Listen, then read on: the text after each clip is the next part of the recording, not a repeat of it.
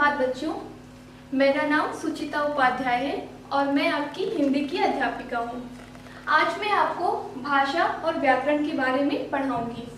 सबसे पहले हम देख रहे हैं कि भाषा और व्याकरण, यहाँ पर हमारे दो प्रकरण यानी कि दो टॉपिक हैं। पहला है भाषा और दूसरा है व्याकरण। तो सबसे पहले हम भाषा को समझने का प्रयास करेंगे कि भाषा क्या है। भाषा अपनी बात बोलकर या लिखकर दूसरों को कहना ही भाषा कहलाती है। जैसे बच्चों, जब कभी आपको भूख लगती है तो आप अपनी माँ से कहते हो, माँ मुझे भूख लगी है, तो आप अपनी बात कह रहे हो माँ से, जिससे माँ आपकी समझ रही है और आपके जो आपको भूख लगी उसका वो व्यवस्था करती है भोजन की। तो अपनी बात कर बोलकर कहना या समझाना भाषा कहलाता है। दूसरा है हमारा भाषा के रूप। भाषा के कितने रूप होते हैं? तो बच्चों, भाषा के दो रूप होते हैं, जैसा कि आप देख रहे हैं। पहला है लिखित भाषा और दूसरा है हमारा मौखिक भाषा। पहले हम लिखित भाषा को समझने का प्रयास करते हैं।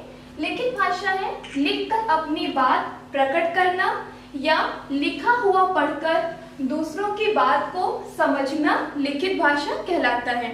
मतलब जब हम अपनी बात किसी को बोलकर कहते हैं, लिखते हैं या उसको पढ़कर दूसरों को समझाते हैं तो वो लिखित भाषा होती है। जैसे पत्र लिखना, ये हमारा लिखित भाषा का उदाहरण है। दूसरा है आपका मौखिक भाषा।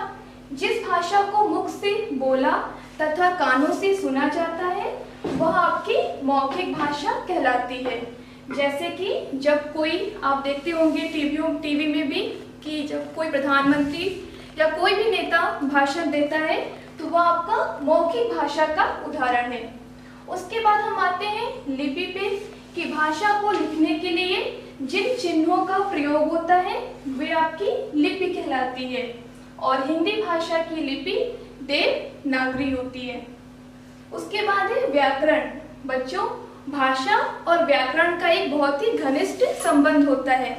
व्याकरण के माध्यम से ही हम भाषा के रूप को शुद्ध लिखना और बोलना जानते हैं।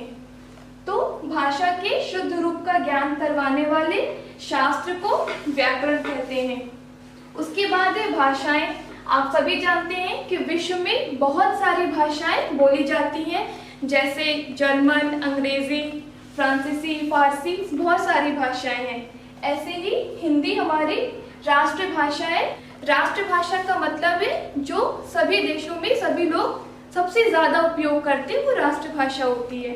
और हिंदी को हमारी राष्ट्रभाषा 14 सितंबर को घोषित किया गया था, इसीलिए 14 सितंबर को ही हम हिंदी दिवस के रूप में मनाते हैं। आशा करती हूँ आपको भाषा और व्याकरण अच्छे से समझ में आ गया होगा।